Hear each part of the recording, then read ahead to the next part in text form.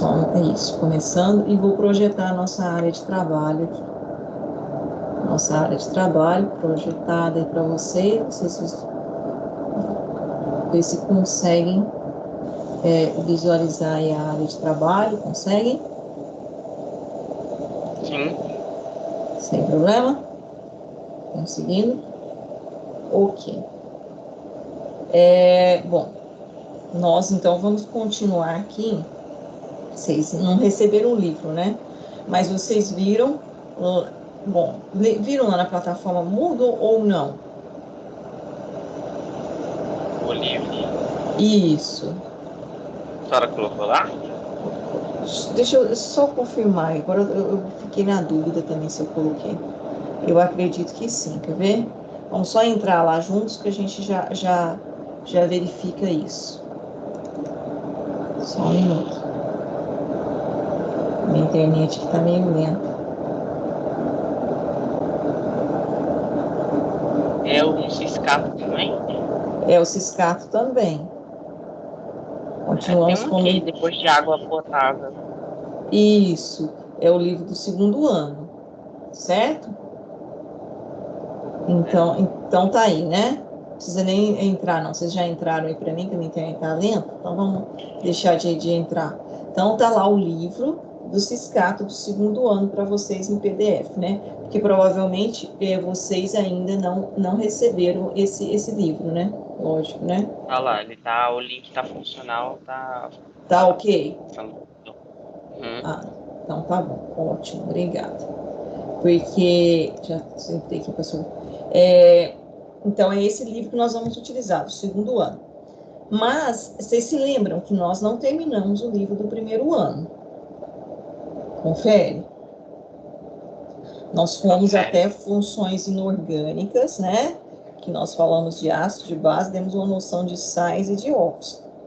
Então, ainda ficou faltando uma outra parte lá do primeiro ano, que é a parte de mol, né? Um outro conceito de unidade de medida, e que nós vamos ter que trabalhar ele aqui. Então, eu vou tentar aqui trabalhar, né, o material aqui didático. Lá nas aulas assíncronas vai ter também um trabalho para vocês lerem, tá? E aí a gente vai fazer até um seminário bem curtinho para discutir esse trabalho posteriormente, para ver se realmente vocês compreenderam, depois de toda a aula, porque é um conteúdo extremamente importante, para que aí sim a gente possa começar o livro do segundo ano, tá? Então, a gente vai fechar o livro do primeiro ano primeiro, porque é de fundamental importância, para começarmos o segundo ano. Por isso que sempre eu gosto, né, no caso, assim, não foi possível por causa das particularidades do ano passado, então eu pedi, né, solicitei que se eu pudesse ficar com a turma de vocês esse ano, seria interessante, porque você é onde parou. Então, foi isso. Bom, opa, tem mais uma solicitação aqui, só um minutinho, senão acaba isso, aceitar todo mundo, mas a gente acaba aceitando. Isso, ingressar. Já aceitei. Nós já estamos com 16 alunos, então vamos lá. Pessoal, então, bom dia para quem chegou agora, tá? Nossa aula, então, começamos a falar um pouquinho ainda do livro de Química 1 para fechar Química 1 e iniciarmos Química 2, ok? MOL é o conteúdo, então, que ficou faltando lá, né? Vocês já ouviram esse termo, pessoal? MOL? Sim. Sim? E o que vocês sabem sobre esse termo, MOL? O que alguém ouviu e qual foi o conceito que vocês trazem com relação a isso? Ou simplesmente ouviram a palavra MOL? Que eu Sei acredito lá. Acho que se eu não estiver enganado, mede algo sobre átomos e moléculas nesse nível. Eu só sei que é um número muito grande. Muito grande. É usado para quantizar a quantidade de matéria, né? é utilizado para quantizar a quantidade de matéria. Muito bem. Pedro César? Pedro César era da turma aqui, semestre passado, ano passado? Não, eu sou de telecomunicações, eu pedi transferência. Ah, tá, porque eu não tô. E lá o professor trabalhou esse conteúdo, Pedro? Não, mas eu já tinha ouvido falar. Ah, tá, ok.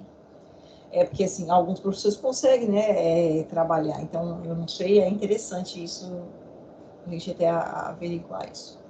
Bom, então, a ideia é essa mesmo, como vocês colocaram aí. É algo, né, é uma unidade de medida, é uma unidade utilizada para nós mensurarmos, né, algo. Agora, quando a gente fala assim, medir, por exemplo, comprimento, nós utilizamos o quê? Metro, centímetro, milímetro e assim por diante, né? Quando nós pensamos em mensurar massa, né, nós usamos o quê? Quilograma, grama, decigrama, miligrama, né, nanograma.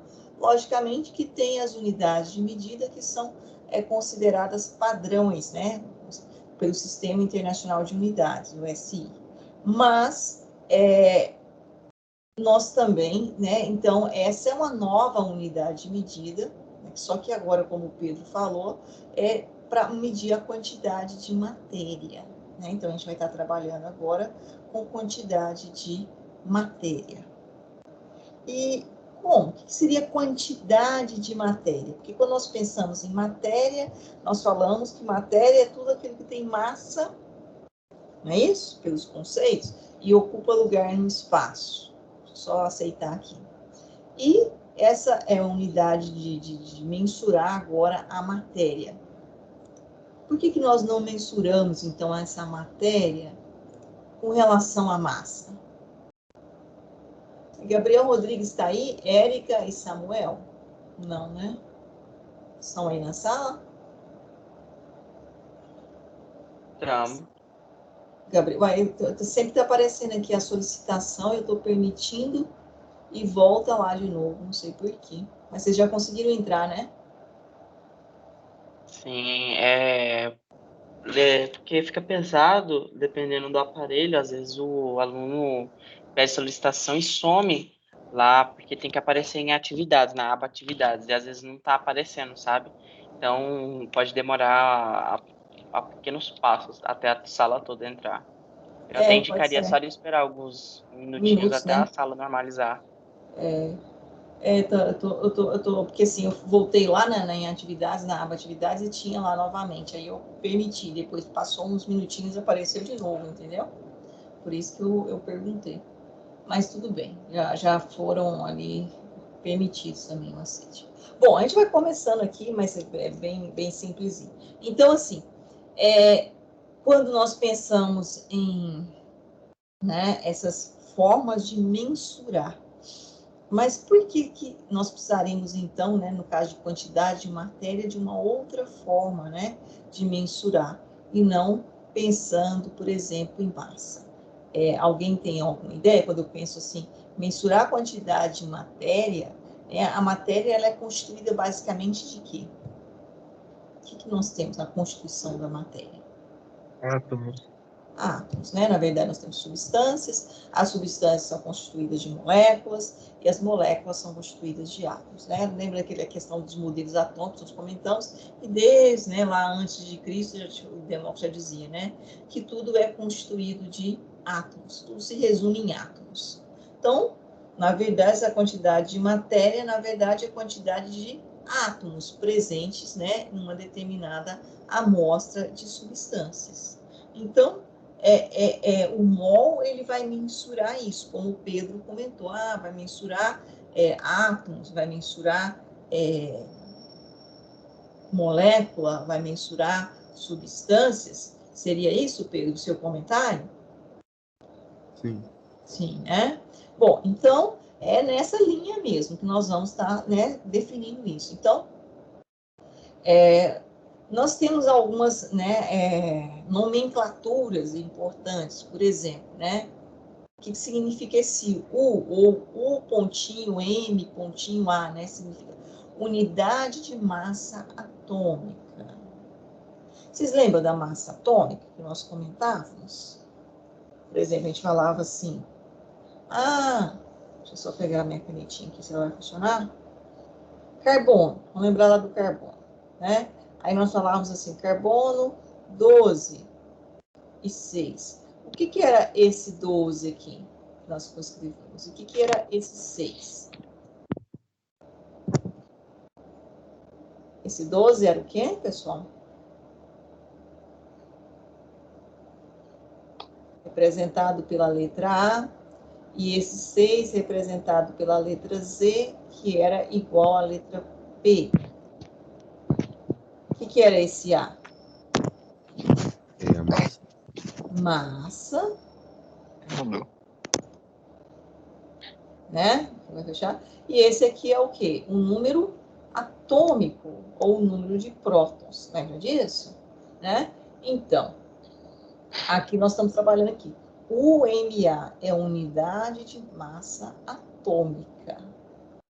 A massa atômica. O 12 aqui representava o quê? A massa atômica. E o 6 representava o número atômico. Né? Bom, aparece um outro termo interessante aqui, porém eu vou abrir um material que a gente vai dar uma lida, que significa número de Avogadro. Isso é importante. Da onde vem, o que significa e como foi determinado. Né? Depois tem essa massa molar, que é o mol. Massa, tudo bem, Samuel? Massa molar. Depois tem a massa do gás em volume e cálculos de quantidade de matéria. Bom, são isso aqui basicamente que a gente vai estar trabalhando aqui nesse material, ok? Esses termos e o que eles significam e onde, logicamente, nós depois, posteriormente, vamos aplicar. Qual é, né, a aplicabilidade disso aí dentro do conteúdo da química. Tá ok, pessoal? Tudo bem? Deixa eu agora só verificar aqui que tem mais algumas pendências. Deixa eu verificar se são pendências novas. Vamos aceitar aqui.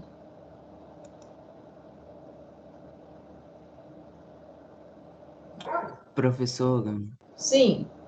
bom dia. Bom Qual dia. que é a diferença entre mol e número de oxidação? Tá. Número de oxidação, que é um termo que nós vamos trabalhar aí mais para frente, inclusive no segundo ano, ele está relacionada, né, com a carga que o átomo em determinado elemento químico vai adquirir. Essa carga ela pode ser real. Quando é que essa carga é real? Quando eu estou pensando na questão de ligações. Ligação iônica. Lembra? Eu tinha uma carga localizada, eu tinha um cátion, eu tinha um ânion, né? Então, o NOx, né, o número de oxidação dele está relacionado com essa carga real que vai estar dependendo da forma como ele está ligado. Ou uma carga que a gente chama de carga aparente. O que seria essa carga aparente? Já ela está relacionada com a ligação, por exemplo, covalente. Porque no caso da ligação covalente, eu não tenho ali uma carga localizada. Mas lembra quando eu mostrei para vocês a ligação, por exemplo, eu colocava aqui na caneta, eu colocava aqui esse hidrogênio e cloro, lembra? Ligação covalente era um par de elétrons compartilhado, né? Mas aqui a diferença de eletronegatividade, aquela propriedade lá da tabela periódica, que é uma propriedade, é uma periodicidade, está relacionada com núcleo, carga nuclear, né? O cloro é mais eletronegativo, que é a tendência em ficar com um par de elétrons do que o hidrogênio. Então, esse par de elétrons, na verdade, ele fica mais próximo do cloro do que do hidrogênio. Aí eu dizia para você, aqui eu tenho uma densidade de carga negativa e aqui eu tenho uma densidade de carga positiva. Mas não é uma carga real, é uma carga aparente, né? E aí nós, inclusive, classificávamos essa ligação como uma ligação covalente polar. Tinha uma polarização, não era assim? Então, o NOx aqui no caso do cloro é -1 e o NOx no caso do hidrogênio é +1. Tá? Então, isso é a questão de NOx.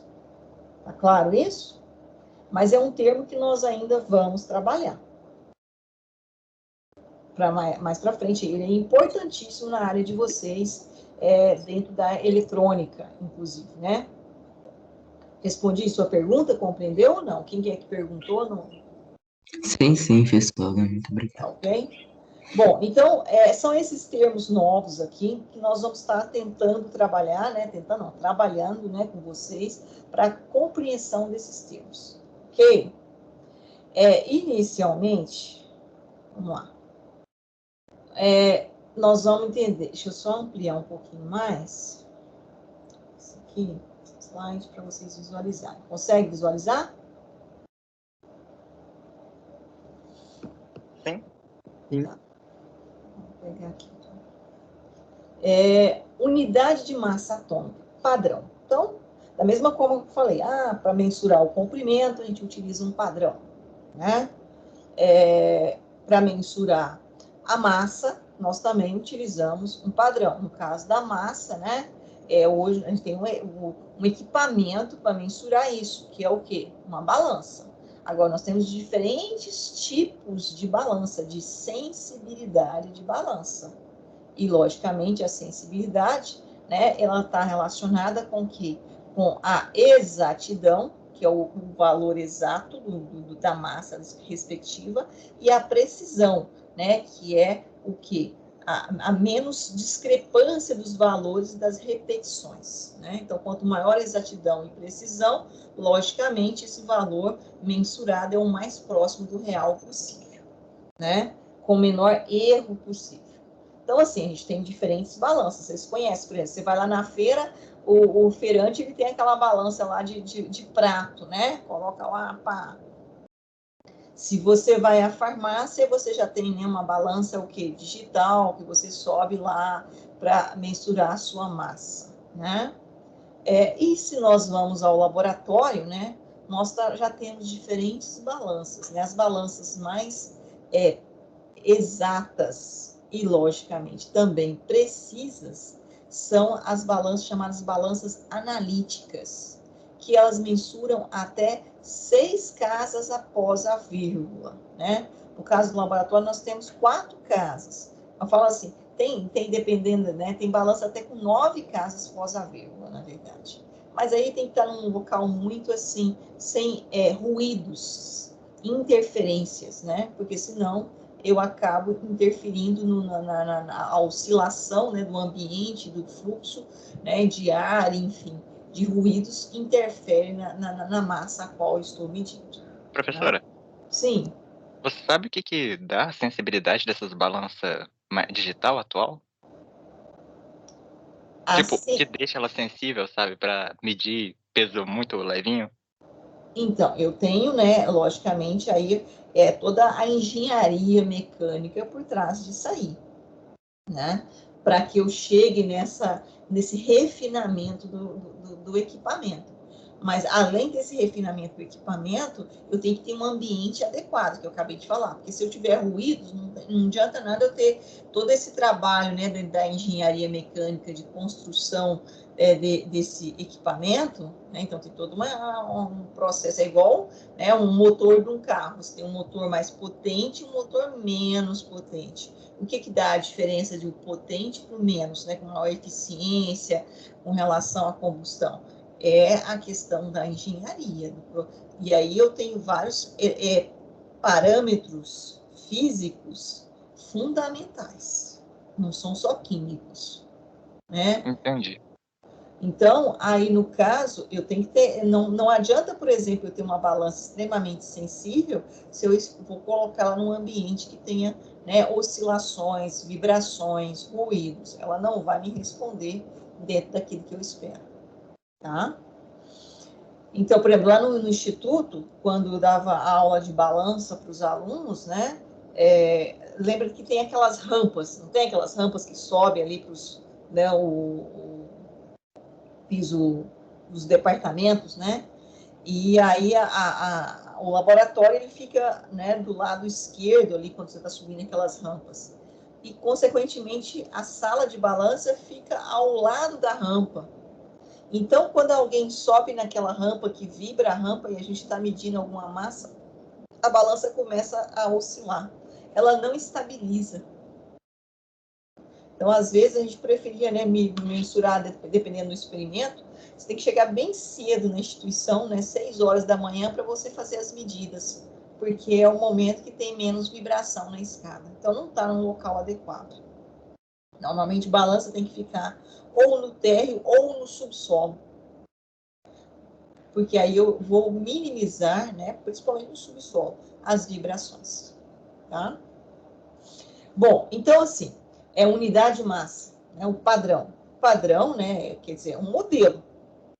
Um modelo que foi criado que é né, concebido a partir de N fatores, como eu falei, e que devem ser seguidos, né? Então, é a nossa referência, o padrão, né? Temos como uma referência. E que todos aí, a partir dessa referência, começam, então, a seguir. É a mesma coisa, lembra quando eu falei dos modelos atômicos? Por que a gente usava a palavra modelo né, naquela questão do átomo?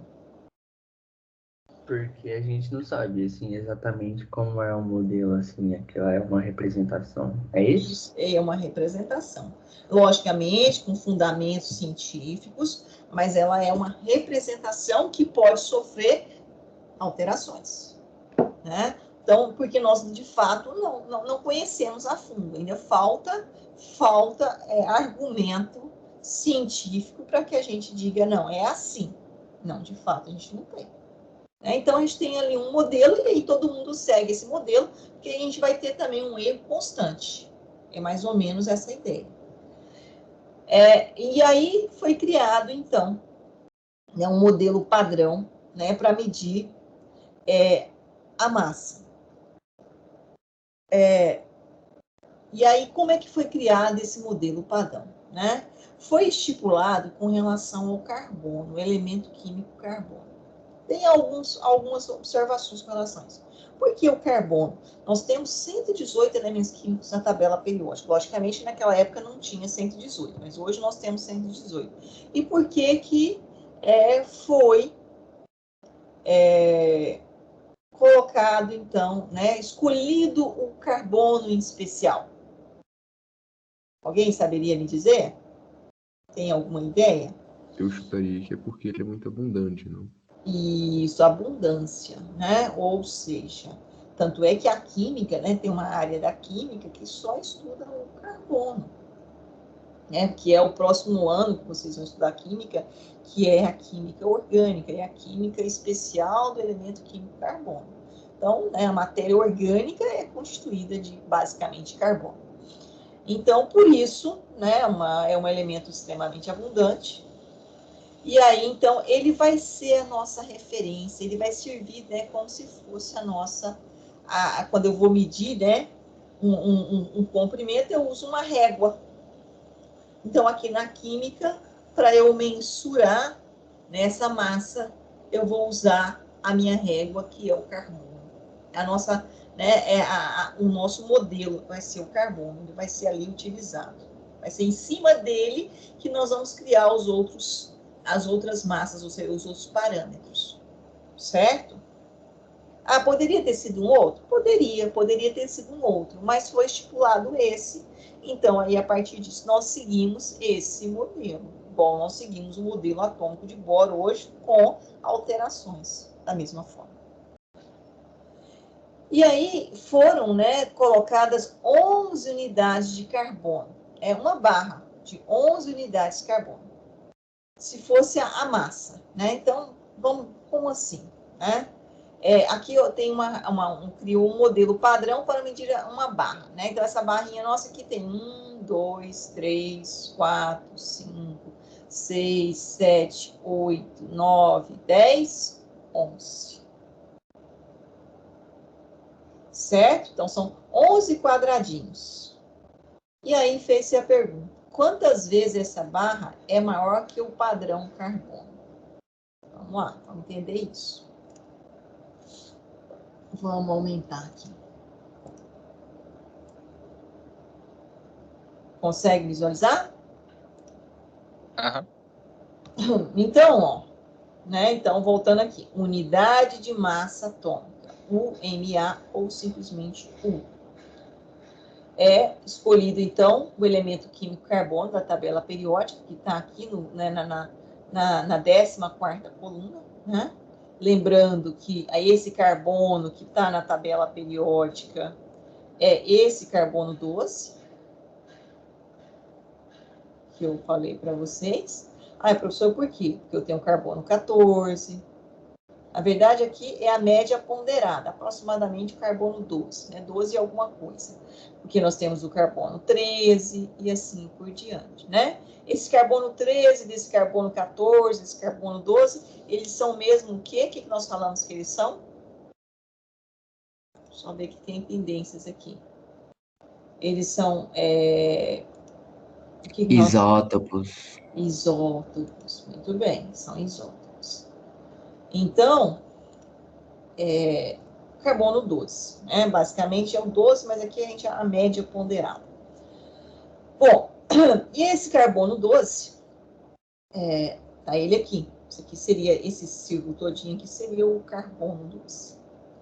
E aí se dividiu esse carbono 12, desculpa, pessoal, esse carbono 12 em 12 fatias. Confere aqui, ó. 1, 2, 3, 4, 5, 6, 7, né? Até a 12ª. Então, se eu dividir em 12 partes iguais, né? Como eu pegar uma pizza grande, dividir ela em 12 fatias iguais. Então, se eu tirar, né, uma fatia da pizza, matematicamente falando, nós temos o quê? 1/12 da pizza. Então, aqui nós temos o quê? 1/12 do carbono 12. E isso foi estipulado, então, como modelo, como padrão, que esse 1/12 do carbono 12 seria uma unidade de massa atômica. Ou seja, deixa eu pegar aqui a caneta. Uma unidade de massa atômica ou U, certo? Uma unidade de massa atômica ou simplesmente U, que é o quê? Unidade de massa atômica, resumindo. Então, ó, U significa o quê? São palavras sinônimas. É como se eu dissesse, né? Bonito, maravilhoso, né? Sinônimo. U é igual a 1/12 do carbono do isótopo 12, que eu acabei de mostrar. Tem o carbono 14, tem o carbono 13. Então, eu tenho que concentrar aqui agora ao 12. Por que é o 12? Porque, como o nosso colega já tinha falado, por causa da abundância. E aqui vem a palavra abundância isotópica. Qual é o carbono que tem maior abundância isotópica? É o carbono 12. Certo? Tudo bem?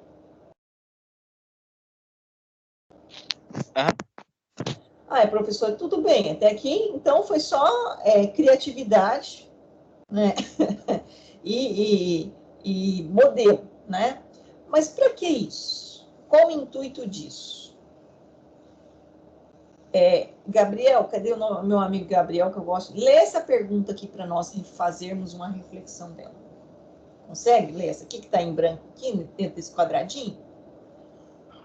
O grama não é uma unidade de mais para medir a massa de um átomo? Porque eu estou aqui, ó, com uma balança. Isso aqui é uma balança, né? E aí eu teria que colocar o átomo aqui, pegar um átomo, colocar ele aqui em um átomo. E mensurar a massa dele. Como eu faço? Vou lá na feira, coloco lá o tomate na balança e mensuro a massa dele. Aí, como, né, nossa pergunta, aí como é que eu construí essa balança? Aí tem toda uma engenharia, né, para a construção dessa balança. Com padrões. E, logicamente, calibrados, para que eu tenha, né, uma maior sensibilidade com relação à exatidão e precisão. Agora, né, e quanto mais casas eu trabalho nessa balança, logicamente, essa balança minha é mais sensível, ela é mais exata e é mais precisa. Logicamente, dependendo do ambiente ao qual ela está. Então, era simplesmente eu pegar um átomo, pôr na balança e medir a massa dele. É possível isso?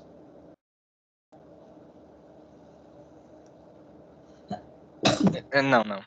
Não é possível. Nós não temos ainda essa capacidade. Seria interessante se a gente tivesse, né? Mas não temos. Não temos tecnologia o suficiente para fazer isso. Né? Então, nesse caso, nós temos que criar, né, maneiras de mensurar o átomo.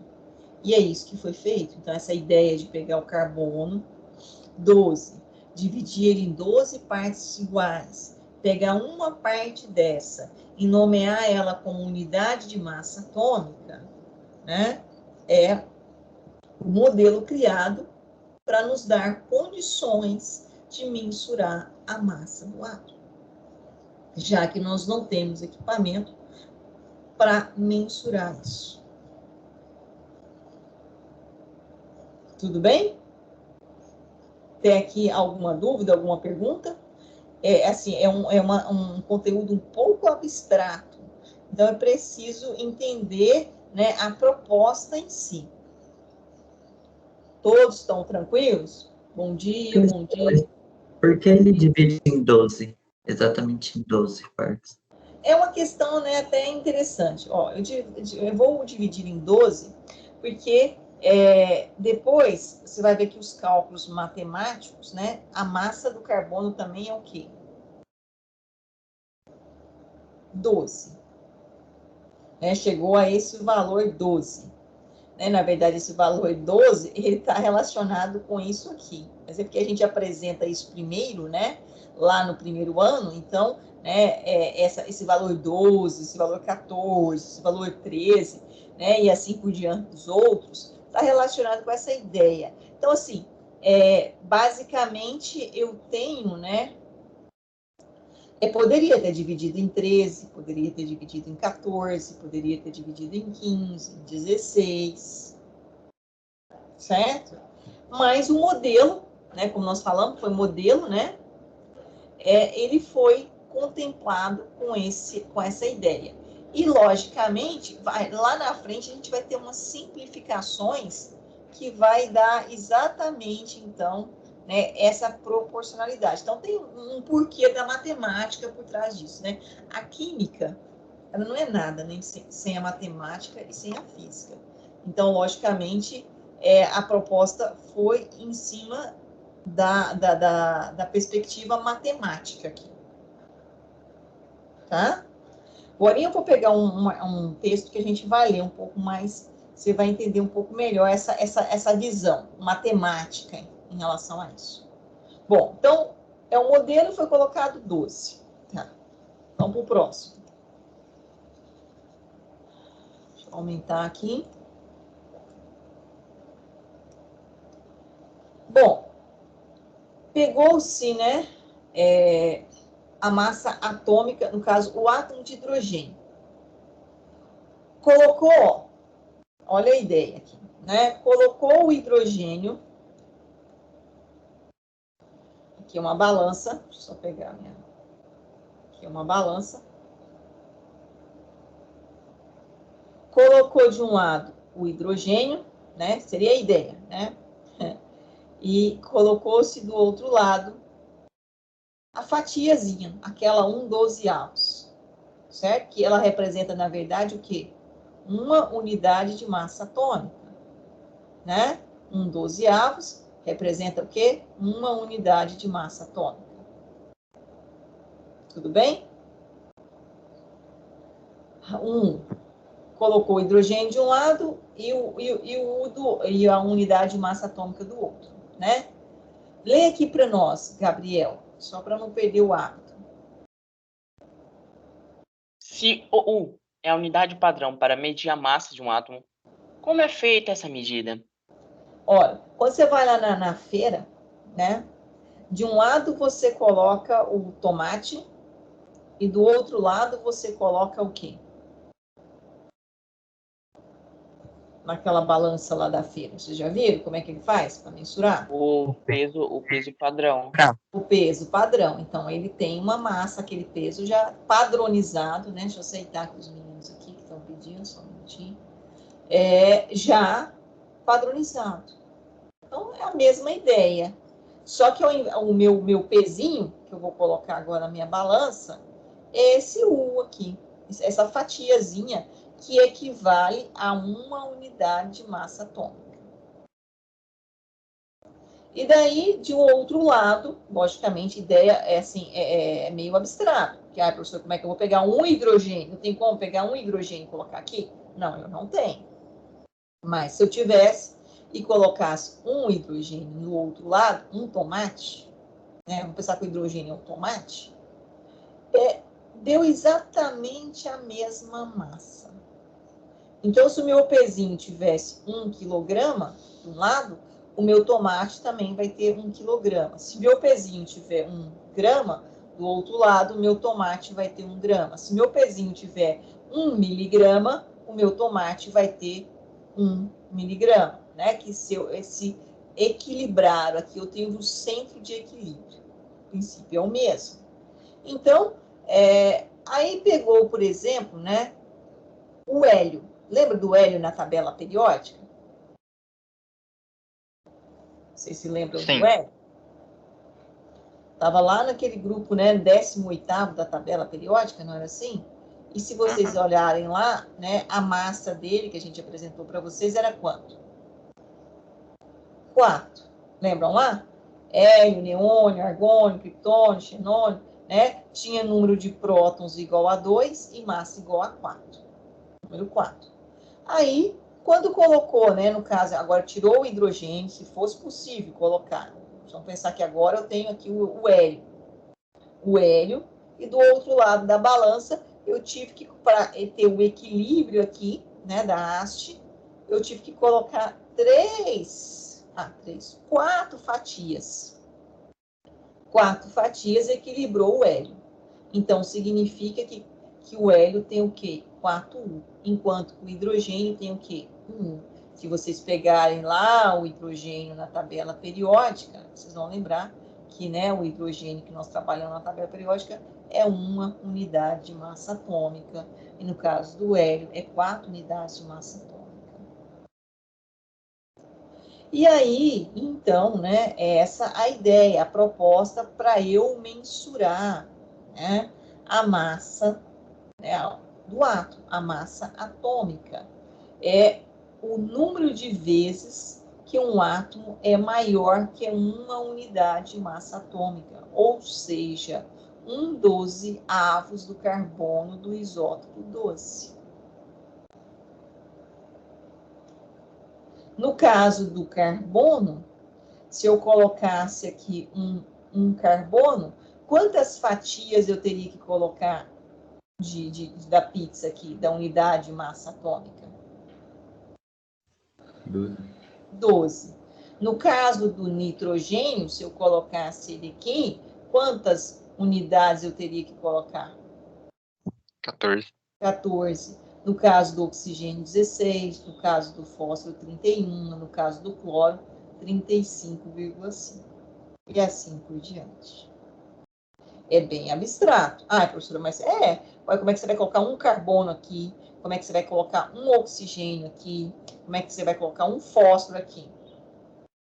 Real, na questão real não é possível. Aí a matemática que vai nos ajudar a pensarmos. Mas a ideia foi essa. Até aqui, tudo bem?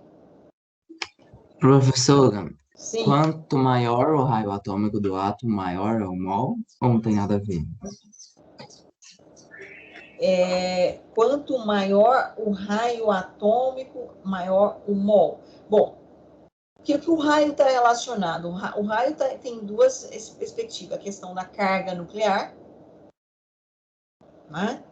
E a carga nuclear a massa do átomo, ela na verdade, lembra, quando nós estudamos, ela está concentrada aquilo que dá, né, a massa de um átomo é a massa de prótons mais a massa de nêutrons. Mas um átomo, ele sempre nêutron, não é isso? O estado fundamental do átomo é o quê? Nêutron.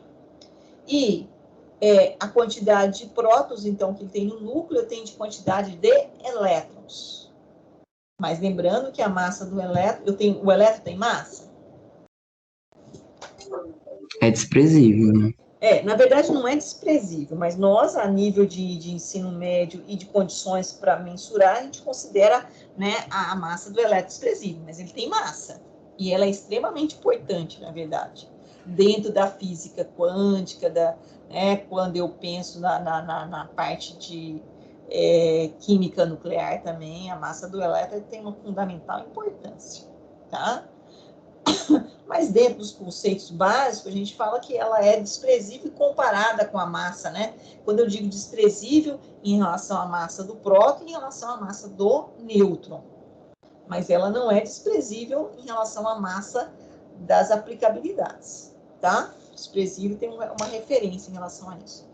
Então, eu posso dizer que, logicamente, eu vou ter mais camadas. Se eu vou ter mais camadas, eu vou ter aí, né, dependendo se eu estiver caminhando no mesmo período, sim. Caminhando no mesmo grupo da tabela periódica, melhor dizendo. Tá? Ah, sim, entendi. Então, assim, é uma correlação que eu tenho que pensar em todos esses fatores, você entendeu? Os fatores que eu levantei para fazer essa reflexão. Então, não é uma coisa sempre, mas pode ser. Depende de onde eu estou relacionando um átomo em relação ao outro. É no mesmo período ou no mesmo grupo? Ah, entendi. Tá? Bom, isso aqui, tá claro? Então, é algo abstrato. Seria eu pegar, né, o elemento, colocar ele aqui, um átomo de um elemento, de um lado da balança, e mensurar aqui. A ideia é essa. Mas como fazer isso? É possível? Não é algo palpável por nós. Não é como eu pegar o tomatinho e colocar lá na balança na feira, porque isso lá é possível. Mas aqui eu não tenho condições. Por que eu não tenho condições de fazer isso? Porque a gente não consegue pegar um 12avos e nenhum átomo isolado, assim, e botar. Porque eu não consigo pegar um átomo, né? Então, assim, então eu tenho que criar estratégia para isso. Matemática, aí vem a matemática. A matemática é fundamental para isso, por isso que eu falo. Química sem matemática, né? Física sem matemática, não consegue sobreviver, não consegue caminhar. Então, aí tem que vir um matemático pensar para os químicos, né? Para poder resolver a situação, tá? Então, essa era a proposta. Então, vamos continuar aqui. Eu vou pegar aqui, antes de fazer esse slide, só vou mostrar ele. Mas eu sei que vocês vão ficar com dúvida, e aí a gente vai ir lá num outro trabalho. Bom, aí vem então essa ideia, né? Mol e número de Avogadro. Dá um R a mais aqui, tá, gente? É só um R. Avogadro. O que seria esse mol ou esse número de Avogadro? Mas ele é calculado. E a gente vai entender esse cálculo depois, lá para frente. Bom, pegou então aquela fatia de pizza lá, que é o quê? Uma unidade de massa atômica. Mas colocou elas, né, num recipiente aqui.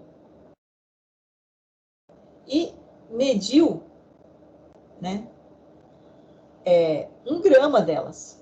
Então, na verdade, eu tive que pegar bastante delas. Não tive que pegar bastante para ter condições de mensurar 1 grama, né? 1 grama, o grama, né?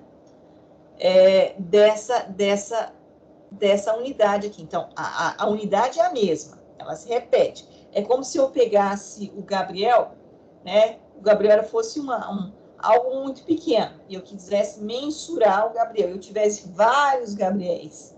Então, eu colocava um Gabriel, 2, 3, 4, 5, 6, 7, 8, 9, 10, 11, 12, e aí eu conseguia mensurar. Então, tinha que ser muitas unidades de massa atômica colocadas aqui nesse recipiente para dar essa massa aqui. Sabe quantas eu tive que colocar? Esse valor aqui. 602 sextilhões de átomos. Mas se isso aí mede para cada elemento, dependendo da densidade do elemento, não mudaria? Densidade é uma relação Não, tipo, vamos supor, o, Densidade é uma o, relação entre massa. sim, mas aí a massa, vamos supor, de 1 grama do chumbo não seria diferente para 1 grama de um outro elemento? A massa, né? É a unidade de massa atômica. Ela vai ser diferente, né? Por exemplo, anteriormente aqui, do carbono é 12, do nitrogênio é 14, do oxigênio é 16, e assim por diante. Cada um vai ter a sua unidade. Agora, o 1U, ele tem a mesmo valor. Ele é o quê? É uma fatia, né? Um dozeavo, que é um modelo. Tem erros em cima disso? Lógico. Mas esse erro é tão insignificante dentro do que a gente consegue mensurar. Você entendeu? Porque isso aqui, né? Quando eu estou pensando em uma unidade, ela é muito, muito, muito, muito o quê? Pequena. Pensando na grandeza densidade. Então, você está pensando na densidade dessa fatia para cada elemento. Não é isso, Gabriel? Para mim mudaria para cada Bom, elemento. Seria difícil mudaria, mas comparar. é tão insignificante dentro de uma grandeza desta, porque ela é muito pequena. Então, essa oscilação, né, ainda está fora. É igual, assim, ela é lógico, se falar assim, professor, isso aí é uma forma de mensurar. É uma forma. Mas ela vai mensurar exatamente a massa do átomo? A gente nem conhece o átomo, né? Isso é um modelo, como eu falei lá anteriormente. E é em cima desse modelo que nós trabalhamos. Eu entendi a sua observação, ela é válida. Só que, assim, dentro do que nós temos hoje palpável, isso é igual falar, né? É mais desprezível ainda comparado à massa do elétron em relação à massa do próton. É muito mais desprezível essa oscilação, essa variação. Tá certo? Certo. Dentro do que nós temos hoje como tecnologia. Pode ser que daqui a uns anos, né, isso não fique, isso altere, por isso que é chamado de modelo. Tá? Então, aí, né, essa parte aqui que nós vamos ali no trabalho. Então, bom, então pegou-se esse vários U's, né, vários U's, colocou-se no recipiente e conseguiu mensurar a massa deles, independente do elemento. E aí a ideia do Gabriel, mas se eu mudar o elemento, eu vou ter uma oscilação. Mas a oscilação é tão pequena, que chega a ser desprezível, mas eu concordo. Tem. E nós temos aí, nós temos algumas condições físicas para isso, que eu vou mostrar já. 602 sextilhões de átomos. É muita coisa, não é? Para poder dar 1 grama de U, eu fui colocando 1 U, 2, até dar a massa de 1 grama. E foram necessários colocar aqui dentro, para dar 1 grama, 602 sextilhões de átomos. Quem que falou, e no início alguém falou assim, eu sei que é um número muito grande. Foi assim? Quando eu apresentei o slide lá, alguém falou isso. Eu sei que é um número muito grande. Não me lembro quem mais. Bom, E aí tem uma transformação aqui que ela é como se diz, o ó do Borogodó, vamos dizer, né? Que aí sim é o que o Avogadro aqui, né, fez. Olha, então, o hélio, lembra do hélio? Eu tinha mostrado lá anteriormente, pessoal, desculpa, tossindo muito. O hélio, mas não é Covid não, viu? Fiz 2 vezes já o teste, é só uma gripe mesmo. O hélio tem massa, nós falamos que tinha massa de quanto? 4, não é isso? Uhum. 4 unidades de massa atômica. Então, vamos pensar que isso aqui seja o átomo de hélio, né? O átomo de hélio tem 4 unidades de massa atômica. E passou, né, essa transformação, eu peguei 4 unidades de massa atômica do hélio, vamos pensar, e chegou em 4 gramas. 4 gramas. Como assim, professora? Transformou essa unidade de massa atômica em grama. Como que eu fiz isso? Só mudando a unidade de massa atômica por grama? Parece simples, né? Então é simples. Eu pego o hidrogênio é 1 unidade de massa atômica, então a massa do hidrogênio é 1 grama. O carbono é 12 unidades de massa atômica, então o carbono são 12 gramas.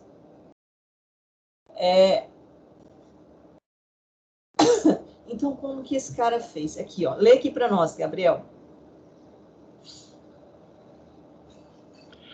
O cientista Amadeu Avogadro percebeu uma relação de fundamental importância entre massa atômica e o número de átomos.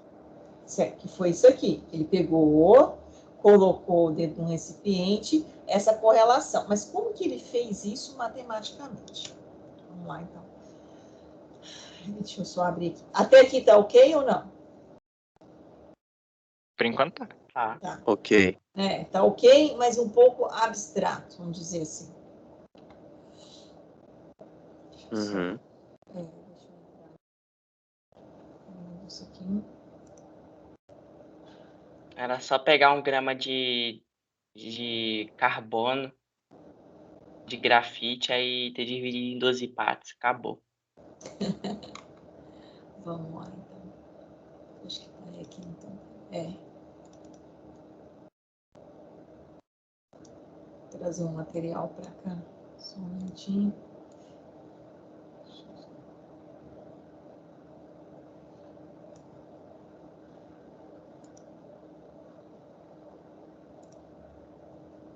Consegue ver aqui? Constante de Avogadro. É simples determiná-la em sala de aula. Na verdade, que é experimento, né? Mas nós vamos fazer o experimento, mas nós vamos ver como foi feito isso, né? Esse valor que nós acabamos de ver lá, né? 6,4 sextilhões, né? Aproximadamente, né? Tem uma oscilação. Eu vou pedir, até com tempo aí, mas eu vou pelo menos ler aqui o resumo para a gente começar a pensar, e aí na semana que vem que a gente vai discutir essa constante com mais detalhe, que a gente vai precisar realmente de um pensamento mais filosófico aqui, né? Lê para nós aqui esse resumo só, Gabriel, por favor, você consegue visualizar ou não? Sim, dá para ver. A seção de experimentação no ensino de química descreve experimentos cuja implementação e interpretação contribuem para a construção de conceitos científicos por parte dos alunos. Os materiais e reagentes utilizados são facilmente encontráveis, permitindo a realização dos experimentos em qualquer escola. Este artigo descreve um experimento simples para a determinação da constante de Avogadro em sala de aula. Certo. Nós não vamos determinar experimentalmente, porque nós não estamos lá no laboratório nem em sala de aula, mas nós vamos entender, né? Então, aquele valor lá que eu apresentei para vocês, que eu acabei de apresentar aqui, né? Ele é experimental. Depende de alguns parâmetros físicos, parâmetros químicos, mas ele é possível ser determinado. Então, ele não foi criado assim do nada. Então, eu simplesmente estipulei que é 602 sextilhões de átomos. Não. E essa, né, e aí a partir disso a gente tem como fazer essa transformação de unidade de massa atômica para gramas. Isso também é feito matematicamente. Tá? Por isso que quando nós trabalhamos lá na tabela periódica, eu falo assim, a massa do carbono é 12. E aí, normalmente, quando a gente calcula, né, dentro dos parâmetros, a gente trabalha com grama. Mas isso está feito já, essa transição, esse processo a partir dessa compreensão aqui. Então, esse experimento, né, eu vou colocar, que agora já são, deixa eu ver quantas horas, já foram só 3 minutos. Lá na plataforma UTS para vocês lerem. Vocês já fazem aí, é um tema que nós não trabalhamos ainda com vocês, é mais para o final do ano, a parte de pilhas, eletroquímica, eletrólise. Mas vocês já viram isso dentro de eletrônica, não já? Ou não? Pilhas, funcionamento de uma pilha no curso de... Não. Ainda não? Ainda não. A gente só vê por alto, a gente não aprofunda nisso, não. Não, tá. Vamos só ler esse primeiro parágrafo aqui, para a gente começar. E aí a gente para, mas a semana que vem a gente volta aqui. Mas eu vou explicar, pode ficar tranquilo. Gabriel, por favor, você lê para mim até aqui, ó, até esse ponto aqui, ó, vou marcar. Pode ser? Próximo. A constante de Avogadro, e não o número de Avogadro, é uma das mais importantes constantes físico-químicas, fundamental para o entendimento de vários conceitos químicos.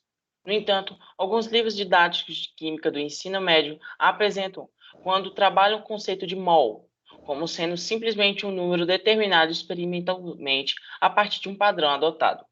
Outros tratam-na erroneamente como sendo o número de átomos contidos em um atomograma, um mol de átomos de qualquer elemento ou um número determinado, contagem direta de átomos presentes em 12 gramas de carbono, que funcionam como a dúzia do químico. Ele fala erroneamente porque esse termo, né, átomo-grama, não se utiliza mais, tá? Ele já está em desuso. Mas se você pegar um livro de química em uma edição mais antiga, ainda vai ter. Porque ele errou? Não, é porque era considerado pela IUPAC, né? Mas que é o quê? Uma união, né, de química que estipula a nomenclatura, né? Os padrões que devem ser utilizados por todos. Mas aí, a partir de várias discussões em relação a isso, retirou-se esse termo. Não é que ele é errado, né? Não, ele era utilizado, mas hoje ele caiu em desuso, não é mais utilizado. Se eu pegar, por exemplo, um livro, né, tem aluno que gosta de estudar muito pela autora Marta Reis, uns livros mais antigos, são muito bons. Mas aí está utilizando esses termos aí. Você vai falar, Marta Reis errou? Não, ela não errou. Porque na época que ela escreveu o livro, ainda era um termo utilizado. Tá. Mas aqui aparece alguma coisa interessante, ó. Né? Que um mol de átomo de qualquer elemento ou número determinado por contagem indireta de átomos presentes em 12 gramas de carbono. Como funciona uma dúzia do químico, né? Então, 12, número 12, uma dúzia de ovos, uma dúzia de pipocas e assim por diante. Essa é a ideia, né? Mas é preciso compreendê-la. Como chegou de fato nisso? E aí, né, nós temos alguns experimentos, né, dentro de laboratório que é possível fazer isso. E um deles, né, é utilizando aí, né, a formação aí de uma pilha. E aí eu tenho condições de medir, né, esse fluxo de elétrons, e em cima desse fluxo de elétrons eu tenho condições de transformar isso em massa, mensurar a massa. Tá? Então, olha lá, a ideia do elétron não é tão, né, desprezível assim.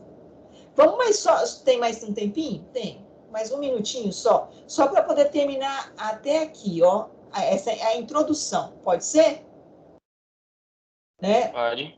Então, Gabriel, até aqui, ó, onde eu coloquei o cursor. também, aí você vem aqui, né, no Avogadro até ensino médio, só para a gente entender a proposta. É também apresentada como um número que homenageia o cientista Lorenzo Amadeu Avogadro, ou como um número que pode ser determinado com razoável precisão por métodos como eletrólise, emissões radioativas, raio-x, etc. A maioria dos livros falha em fornecer aos alunos uma ideia real de como é feita tal determinação, ficando muitas vezes a ideia de que é um número mágico que surge não se sabe de onde. Uma exceção é o livro Unidades Modulares de Química, que apresentam em descrição rápida uma forma de calcular a constante de Avogadro, determinando-se a carga que passa por um circuito em que é depositada certa quantidade de sódio metálico num dos elétrodos. Eletrodos, isso, obrigado. Tá. Sim, também.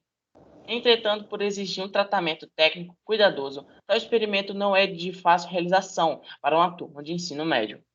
Tá? Então, na verdade, então, isso é determinado experimentalmente, e olha, é interessante, né? Essa determinação, aqui tá, tem um erro aqui, mas tudo bem, experimental, ela tem ainda, né, alguns métodos, que não é só um, não. Eletrólise, que é o que ele está apresentando nesse trabalho, tá? Eu tenho ainda por emissões radioativas, aí eu vou pensar na questão nuclear, né? E raio-x, que aí é uma questão de camadas da eletrosfera do átomo mais internas. Então, eu tenho 3 metodologias que eu posso mostrar como chegar nessa constante. Então, esse valor aí, né, que é um valor extremamente grande, ele foi mensurado experimentalmente. Ele não é um valor que caiu do céu assim, não. Tá? Aquela ideia que eu coloquei lá, né, a balancinha para mensurar 1 grama, eu não tenho como ir pegando 1 a 1, mais 1 a 1 e contando. Será que é possível fazer isso? Essa ideia aqui que a gente acabou mostrando para vocês, será que era possível? Experimentalmente. A ideia, né, para o aluno entender macroscopicamente é essa. Eu fui colocando um U, mais um U, mais um U, até dar a massa de 1 grama. E essa massa de 1 grama, eu contei 602 sextilhões de átomos. É possível fazer isso? Palpável? Isso é real? Por enquanto, não. Por enquanto, não. Era como se tivesse feito isso, mas não foi feito dessa forma. Então, tem que ter um outro mecanismo para se fazer isso. E qual é o outro mecanismo para se fazer isso? O outro mecanismo para se fazer isso é aqui. Eletrólise, emissões radioativas, o raio-x. Então, são 3 mecanismos que foram feitos. Aquele ali que eu mostrei para vocês no slide é só para você ter uma ideia, projeção macro, para você visualizar a ideia, mas que ainda nós não temos parâmetro para isso, não. Compreenderam isso, pessoal? Aham. Sim, Tá? sim. Então, ó, só mais esse pedacinho. Aí a gente vai parar em materiais e reagente. Aí a gente vai compassadamente lendo esse artigo e a gente vai discutindo, então, como é que foi feito. Já que a gente não pode fazer, a gente vai lendo e entendendo a proposta. Gabriel, lê só mais esse pedacinho aqui. Por favor. O objetivo deste texto é relatar um experimento simples, eletrólise da água, que pode ser realizado com material de fácil obtenção e usado para cálculo da constante de Avogadro, cujo valor recomendado é 6,022214 vezes 10 elevado à 23ª expoente, mol menos 1, meu pai celeste. Certo. Então, esse é o valor que foi determinado experimentalmente, ó. Esse valor aqui, ó. Bonito, não é? 6,02. Ó, quantas casas eu tenho depois da vírgula? 1, 2, 3, 4, 5 vezes 10 a 23ª potência. Certo? Mol a menos 1. O experimento que ele fez, então, o método que ele utilizou foi o primeiro. Qual foi? Eletrólise, que é o mais simples, né? Emissões radioativas já é mais complexos, E raio-x também não é tão simples assim. Mas esse é mais tranquilo. Só dizendo um pouquinho o que significa essa palavra eletrólise. Lise significa o quê? Quebra. Liso. Quebra, rompimento. Rompimento, eletro, rompimento de ligações químicas. Então, mas quem que falou? Eletrólise da molécula de água. Opa, algo parece simples. Então, o cara vai pegar a molécula de água, vai ter que aplicar aí uma força externa para romper as ligações da molécula de água. Como é que eram as ligações da molécula de água? Nós já lembramos, nós já sabemos disso, né? As ligações da molécula de... Só um minutinho. Você não quer puxar? As ligações da molécula de água eram o quê? Não sei porque minha caneta está meio falha hoje. Era oxigênio, não era assim? Ligado o quê? A hidrogênio, ligado a hidrogênio. Era isso, não é? Que tipo de ligação química que nós tínhamos aqui? Covalente. Covalente. Opa, então ele vai quebrar essas ligações numa eletrólise. Agora, nós vamos ver que tipo, como que ele vai quebrar essa ligação e com a quebra dessa ligação, o que vai acontecer? E que vai chegar nesse valor aqui. Tá? Então, ó, tudo a ver com o quê? Com energia, com estabilidade, com ligações químicas. Certo, pessoal? Só voltando aqui um pouquinho na nossa aula. Estão parando aqui, certo? Esse trabalho, na semana que vem, a gente continua ele até aqui. Entenderam a proposta? Alguma dúvida? Nope. Não? Tranquilo? Não. Deixa eu só ver que tem gente aqui pendente aqui ainda. Tem aqui um Guilherme Gomes. Tá aí o Guilherme Gomes ou não? Não sei. Não, acho que não. Eu aceitei ele agora. Bom, eu vou aqui baixar a lista de presença da mesma forma e finalizar a gravação se não há nenhuma dúvida. Posso finalizar a nossa gravação, nossa aula? Pode. Professora, Pode. Sim, pode falar. sobre o conteúdo não, mas eu queria, se a senhora tivesse, sei lá, uns 5 minutinhos depois agora, eu queria conversar com a senhora sobre um problema de nota. Notas? Sim. Como funcionam as notas? É isso? Não necessariamente. Um problema de notas que a gente teve, eu e mais alguns alunos tivemos ano passado e a gente não conseguiu resolver com a senhora. Mas eles foram resolvidos, não foram, não? Não, infelizmente não. Você ficou com nota baixa? Fiquei. Não, porque todas as solicitações que pelo menos eu na época recebi e depois veio via processo de coordenador, eu resolvi. Não, pior que se a senhora quiser dispersar os outros alunos para eles não terem que ficar Não, esperando. tudo bem. Deixa eu só baixar aqui, então, deixa eu só parar a nossa gravação, pode Sim, ser? sim, só para não enrolar eles. Tá bom, então, vamos lá. Parando a gravação, pode ser?